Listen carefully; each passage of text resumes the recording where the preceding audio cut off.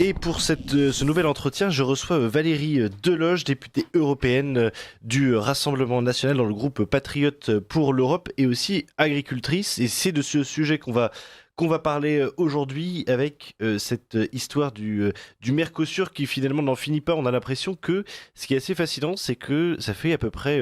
ça fait quelques années en fait finalement que le Mercosur est sur la table, qu'on parle du Mercosur, qu'on discute des détails du Mercosur. On avait compris qu'il avait été accepté contre l'avis de la France il y a quelque temps. Des manifestations agricoles se sont déclenchées à cause de ce Mercosur et pourtant rien ne semble pouvoir l'arrêter. Comment vous l'expliquez, Valérie Deloche? Eh bien, c'est une accélération qui est mise en marche depuis la dernière mandature, donc depuis un an.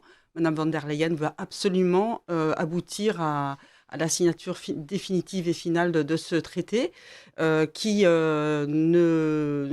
n'est importante que pour elle, parce qu'en fin de compte, personne n'en veut. Nos agriculteurs n'en veulent pas, nos politiques, la plupart du temps, n'en veulent pas, même si certains se cachent un peu derrière des petites manœuvres. Voilà, c'est. Parce qu'on a l'impression que même sur ce sujet, même la gauche alors le groupe, le nom du groupe qui est le plus à gauche du Parlement européen m'échappe sur le moment, mais on a l'impression que même la gauche LFI en tout cas a fait preuve d'un petit peu de souverainisme dans ce domaine aussi. En s'y opposant, on a l'impression que finalement tout le monde est d'accord, sauf le centre. Alors c'est vrai qu'une partie de la gauche est contre aussi cet accord, parce qu'ils voient bien que les problèmes que ça va amener dans nos campagnes, la misère qui va arriver petit à petit, qui est déjà là, mais qui va encore s'installer encore un peu plus. Effectivement, c'est au niveau du centre que ça pêche. C'est à ce niveau-là. Quand les LR, par exemple, français, viennent dire aux agriculteurs non, mais on est avec vous, on ne veut pas de cet accord du Mercosur, et que à l'Europe, ils votent pour von der Leyen, ils votent pour son budget, et en fin de compte, avec une petite manœuvre de Macron, avec une clause de sauvegarde totalement bidon, pour les légitimer, en fin de compte, ils vont aller voter l'accord du Mercosur. Mais ce qui est quelque chose d'assez étonnant parce que vous-même vous êtes ancienne agricultrice, mais vous avez aussi votre équivalent, on va dire, au groupe justement du PPE, donc de François-Xavier Bellamy, c'est Céline Imard, qui elle-même est également agricultrice, qui était la numéro 2 sur la liste de François-Xavier Bellamy. Et en tant qu'agricultrice, elle est censée quand même comprendre cette problématique. Alors que quand vous l'expliquez, est-ce qu'il y a des agriculteurs finalement que le Mercosur va avantager? Est-ce qu'elle en fait partie? Enfin, selon vous, à partir de quel moment un agriculteur peut se dire ah oui, je vais défendre le Mercosur?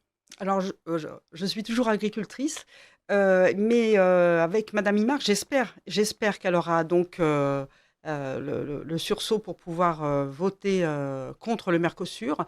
Le Mercosur n'avantage pratiquement personne, à part quelques vignerons qui vont y gagner un tout petit peu. Oui, parce que les Donc, vignerons en sont fin de compte, spécialisés dans les exportations, voilà, et donc du coup, exactement. c'est ces exportations qui pourront arriver en Amérique du Sud, parce que rappelons-le, le Mercosur, donc c'est un traité qui se passe entre la France, enfin l'Union européenne donc, et l'ensemble de l'Amérique du Sud. Mais à partir de ce moment-là, donc, ce que vous êtes en train de dire, c'est qu'à part les vignerons, personne n'en ressortira avantagé. Comment est-ce que, encore une fois, les agriculteurs du PPE peuvent se dire ah oui, bah, en fait, finalement, on va le soutenir quand même, ce projet. Je ne sais pas quelle est leur véritable ligne de conduite par rapport à ça, puisque c'est euh, leur tambouille interne, en fin de compte, Hmm, qui fait que ils s'opposent ou ils ne s'opposent pas. Ils ne sont pas tous d'accord déjà entre eux, hmm. ça c'est certain. Ce qui est sûr, c'est qu'en fin de compte, ça va être un véritable désavantage pour notre agriculture française. Pour nous, c'est un accord vache contre bagnole, contre l'industrie allemande. Enfin, pour l'industrie allemande, en vérité. C'est surtout eux que ça va avantager. Nous, ça ne va pas du tout nous avantager. La très, très petite partie des vignerons qui vont y gagner, en fin de compte, cache l'énorme quantité d'agriculteurs qui vont y perdre. Ça, c'est certain. Mais alors, ce qu'on voit selon les études d'impact de la Commission européenne, par exemple, je vais prendre le cas de la viande bovine, mais en fait, les quantités en général restent, soyons honnêtes, assez faibles, les quantités qui seront importées. C'est-à-dire qu'en fait, on parle de, je crois, 100 000 tonnes de viande bovine, par C'est ça. exemple. ce qui représenterait, alors certes c'est une perte, mais peut-être est-ce qu'on fait pas un trop gros cas de ce sujet-là quand on voit que ça représente à peu près 1% de ce qui est produit actuellement en Europe. C'est-à-dire que ça reste quelque chose qui est minoritaire quelque part dans toutes les importations qu'on réalise. Même sur la viande de porc, on parle de 25 000 tonnes, donc c'est pareil, extrêmement faible. Le poulet, c'est effectivement un petit peu plus, mais globalement, certes, il y a ces produits qui seront avec des normes inférieures, etc., mais ça représente une poussière quelque part dans toute la production européenne. Alors, c'est pas vraiment une poussière, parce qu'en fin de compte, ça va être qu'un début. C'est une ouverture à ce niveau-là, mais ça pourra aussi augmenter. Nous sommes aussi, comment dire, envahis par l'importation d'autres traités de libre-échange, hein. On n'a pas que celui-ci. C'est un en plus dans tout ce que l'on reçoit. Nous, en Europe, ce qui est envisagé et prôné par Van der Leyen, c'est la décroissance agricole. C'est-à-dire que nous allons perdre sur nos exploitations au niveau de l'élevage pour pouvoir importer de l'autre bout du monde les mêmes produits avec des normes totalement différentes, avec une concurrence totalement déloyale par rapport à notre agriculture. Mais ce qu'on comprend pas, et tout à fait, pardon, mais c'est que, enfin, j'ai envie de dire, en Europe, on a ce qu'il faut théoriquement en champs, on a ce qu'il faut Totalement. en animaux, et vous êtes les premiers à le défendre. Enfin, en termes d'élevage, en termes d'agriculture, l'Europe est pas autosuffisante, bien sûr, mais on arrive quand même à un niveau d'autarcie, on va dire, suffisant. Pourquoi est-ce que on aurait besoin d'importer en fait ces produits supplémentaires? Et en fait, même, je vous dis, enfin, quelque part, qu'est-ce qui ferait que même des produits argentins ou brésiliens qui soient vendus sur le sol français, enfin, quelles seraient les raisons de les acheter pour les consommateurs? Alors actuellement, justement, au Parlement européen, c'est comment dire, il est mis en place une idéologie verte qui fait que on trouve que c'est beaucoup mieux d'aller chercher ailleurs ce que l'on pourrait produire chez nous. On veut revenir à comment dire, une régénération de la nature, pour que ce soit magnifique un peu partout, que la nature reprenne ses droits. Mais en attendant, effectivement, on perd de notre indépendance alimentaire. Mais Ça, c'est certain. vous êtes agricultrice vous-même, vous devez voir, par exemple, l'appauvrissement des sols, que la pollution des sols, l'appauvrissement des sols, les questions de sécheresse restent des problématiques réelles. C'est-à-dire que, par exemple, nous, on a pu échanger à de nombreuses reprises avec des agriculteurs sur cette radio. Ce qu'on comprend aussi, c'est qu'il existe un problème écologique. Alors, je parle pas de réchauffement climatique sur ce point précis, mais un problème écologique. Les agriculteurs sont le premier à le subir, et quelque part sur la question de l'appauvrissement enfin la baisse des rendements, sur la question des sécheresses qui arrivent tous les étés, même parfois pendant l'hiver maintenant. Toutes ces problématiques-là, elles existent bien. Donc, quelque part, est-ce que la régénération de la nature, dans le fond, c'est une si mauvaise idée? C'est pas une très très bonne idée parce qu'en fin de compte, laisser la nature à l'abandon, laisser nos territoires à l'abandon, c'est en fin de compte avoir le risque de beaucoup plus de catastrophes, on va dire, écologiques. Ça peut être aussi des feux de forêt qui se mettent en place, comme on a vu ces derniers temps, parce qu'on a arrêté l'élevage dans ces zones. Ça peut être des retenues d'eau qui ne sont pas mis en place et donc un glissement, en fin de compte, de l'eau sur nos terrains qui fait qu'il y a des inondations alors qu'on aurait pu intervenir et éviter tout ça. Le réchauffement climatique, il existe, mais il existe partout dans le monde. En fin de compte, c'est une adaptation que l'on doit avoir et une adaptation sur nos terrains pour nos territoires. Et alors, qu'est-ce que vous dites, par exemple, je regarde, c'est drôle, je regardais un reportage il y a 2 jours, pour tout vous dire, sur justement les vignerons qui, eux, ne peuvent, peuvent de moins en moins produire dans le sud de la France, et sur lesquels la quantité de vin, en fait, a pris 1% d'alcool en plus, justement à cause du soleil qui est plus puissant. Maintenant, on commence à avoir du vin qui commence à naître en Belgique, par exemple, parce qu'en fait, le réchauffement climatique fait que les vignerons, eux, voient qu'il y a des opportunités là-bas. Concrètement, qu'est-ce que vous dites aux vignerons français qui, en fait, a sa vigne dans le Languedoc, ou alors dans Provence, ou alors dans le Bordelais, et qui, en fait, va plus pouvoir garder sa vigne dans 10 ou 20 ans, parce qu'en fait, finalement, ça continue à se réchauffer. Enfin, le vigneron, il peut pas. Enfin, vous êtes agricultrice, vous savez bien que vous pouvez pas délocaliser vos terres en Bretagne ou dans d'autres magnifiques régions nordiques. Non, mais c'est certain. Mais il est vrai que les vignerons ont un énorme problème actuellement au niveau effectivement du climat, mais aussi de l'adaptation de leurs vignes. Euh, Actuellement, le Parlement européen leur propose d'arracher leurs vignes parce qu'il y a moins de demandes. Il y a moins de demandes, ça c'est déjà la base de leur problème. Donc effectivement, il y a quelques années il y a une vingtaine d'années, on avait multiplié les hectares de vignes parce que c'était, comment dire? Le fleuron de la France, c'était magnifique et en fin de compte, on avait multiplié tout ça. Sauf que, actuellement, le vin est en baisse au niveau de la consommation. Donc effectivement, on ne peut plus produire autant parce qu'il n'y a pas une consommation assez importante. Donc effectivement, il y a une adaptation à faire. Justement, dans le sud-ouest, il y a beaucoup d'arrachage de vignes par rapport à ça. Et au niveau du climat, c'est sûr qu'il y a aussi une recherche au niveau des pieds de vigne à faire pour pouvoir s'adapter. Et aussi s'adapter au niveau de la quantité hydrique à apporter. Voilà, donc ça c'est certain. Et il est vrai que nous avons des hectares de vignes qui arrivent un peu plus haut au niveau de notre pays. Il y en a même en Bretagne. Donc, effectivement, c'est une adaptation des sols par rapport à ça.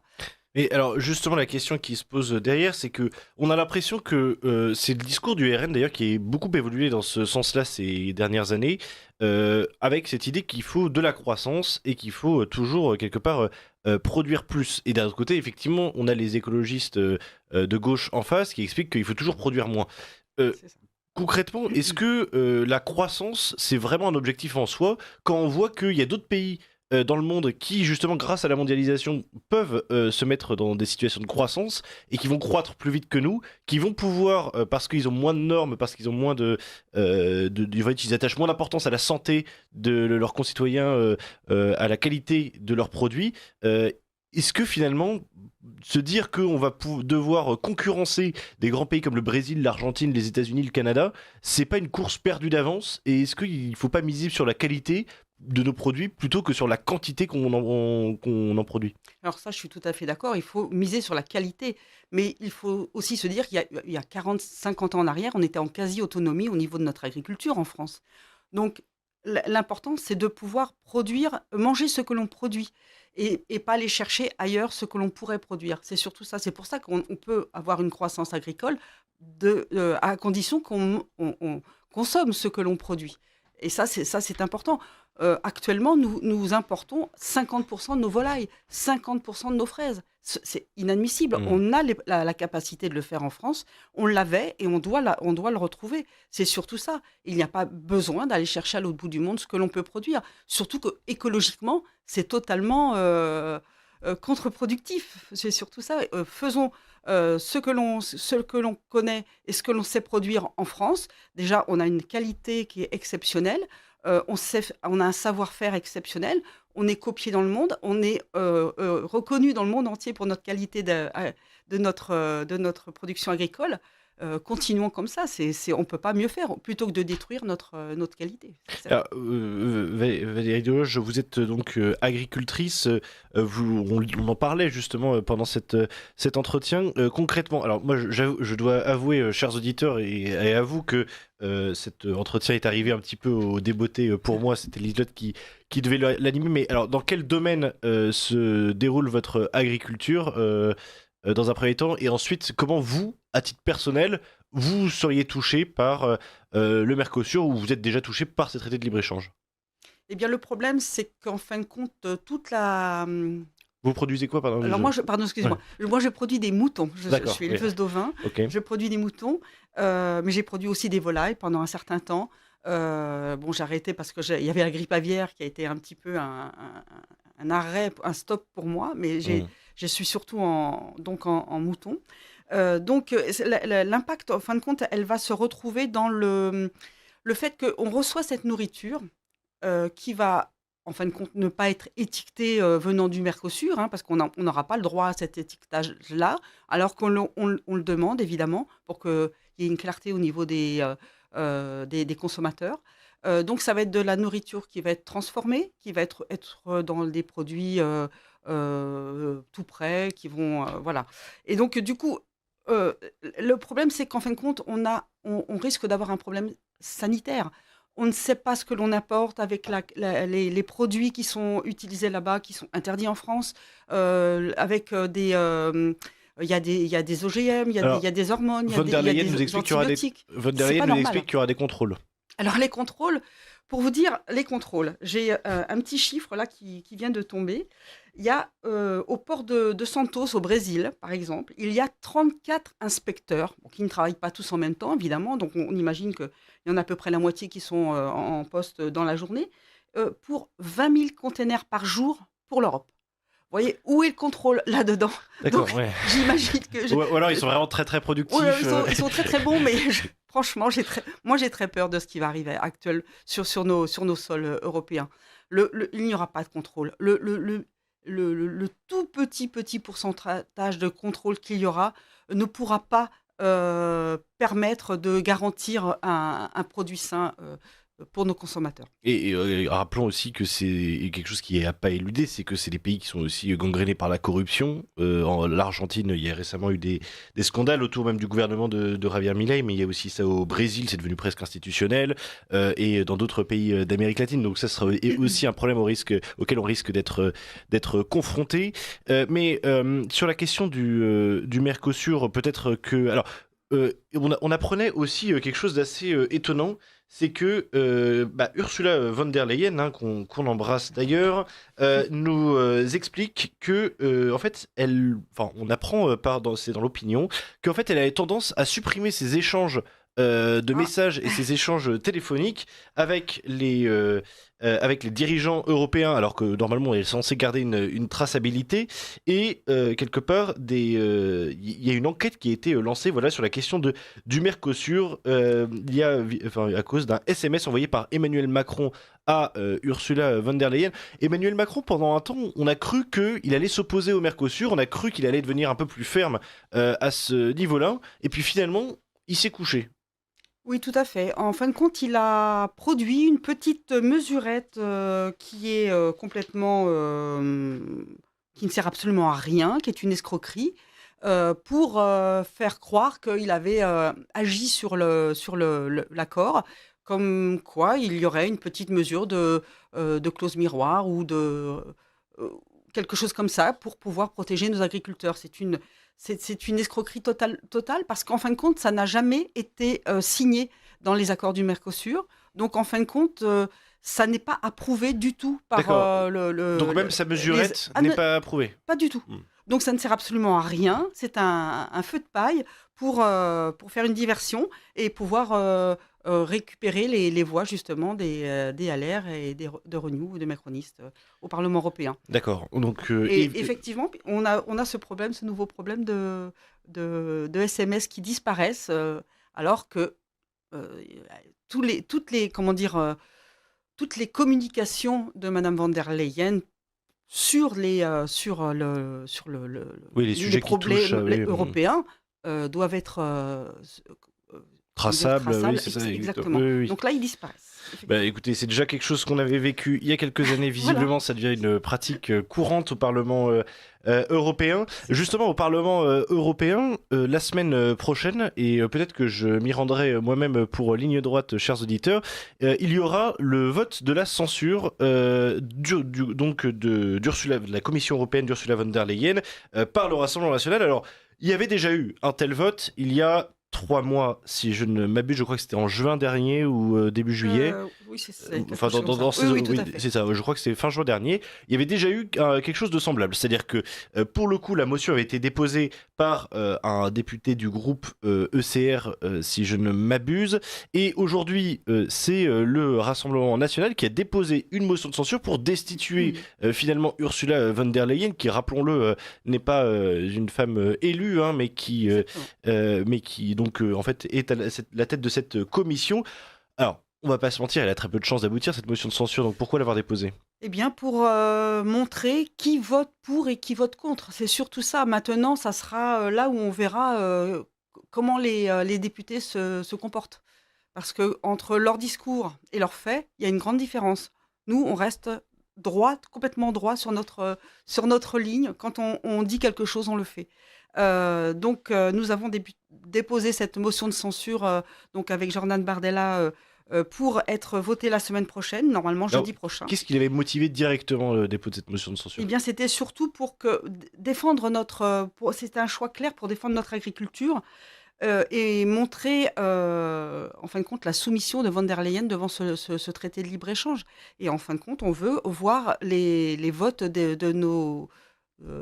députés européens pour voir ce qu'ils vont vraiment faire.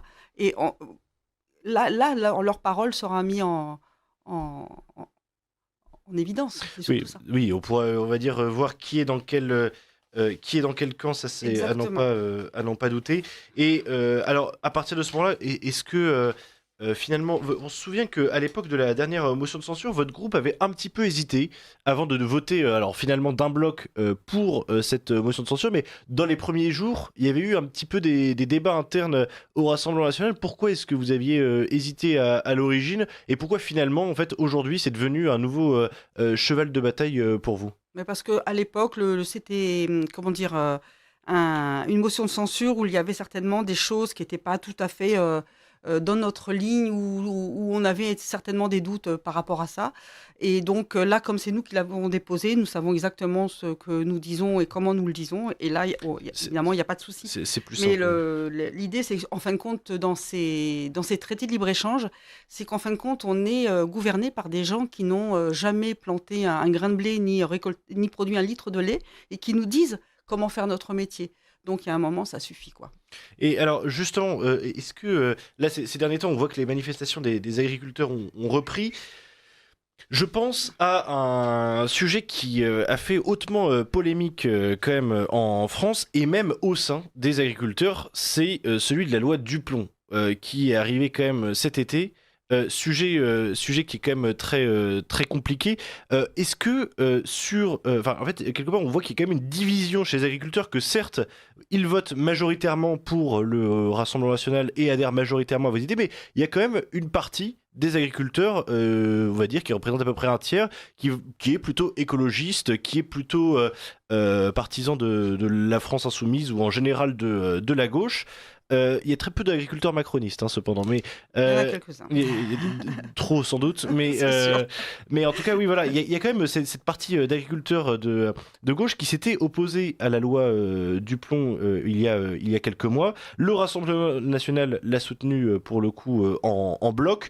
Est-ce qu'il n'y a quand même pas une division entre les agriculteurs de la FNSEA et les agriculteurs justement de la Confédération paysanne ou d'autres. Est-ce qu'il y a pas une opposition entre syndicats qui est quand même assez forte entre les grands céréaliers et les petits producteurs? Alors bon, je pense qu'un tiers, c'est beaucoup au niveau du côté écologiste, mais il est vrai qu'il y a toutes les tendances dans l'agriculture.